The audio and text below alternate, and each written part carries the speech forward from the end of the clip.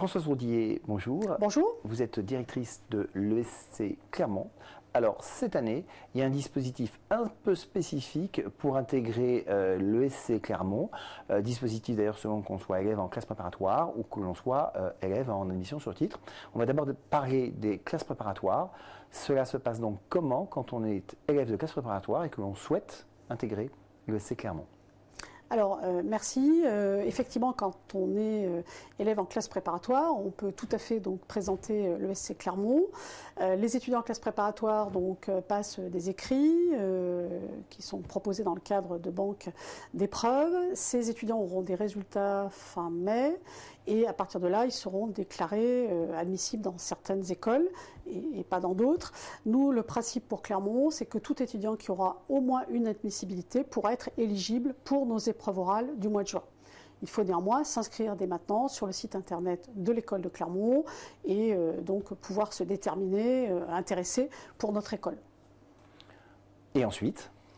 Ensuite, l'étudiant va passer donc des épreuves orales au mois de juin sur une journée complète avec 4 épreuves complètes qui nous permettront donc d'aviser sur sa candidature et son admissibilité à Clermont.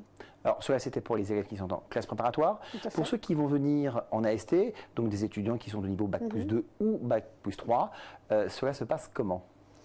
Alors, ces étudiants qui souhaitent intégrer une grande école sont pour la majorité inscrits dans des concours et des écrits qui sont donc proposés par des écoles indépendantes ou dans le cadre de banques. Même principe, ces étudiants auront des résultats des écrits. À partir de là, dès lors qu'ils seront admissibles dans au moins une école, ils sont éligibles à Clermont pour passer les épreuves orales du mois de juin.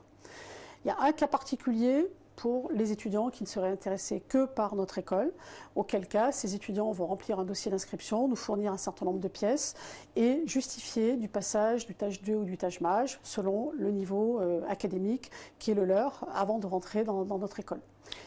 Et ils viendront passer les épreuves orales au mois de juin. Mais alors, petite précision importante, il faut quand même se préinscrire sur votre site avant de venir présenter ses résultats d'admissibilité. Dans tous les cas, le site est ouvert d'inscription depuis le 2 avril. Nous invitons tous les étudiants intéressés à aller sur le site, à s'inscrire et nous allons pouvoir donc les alimenter également en information jusqu'au moment de l'éligibilité pour les oraux. Françoise Roudier, merci. Merci.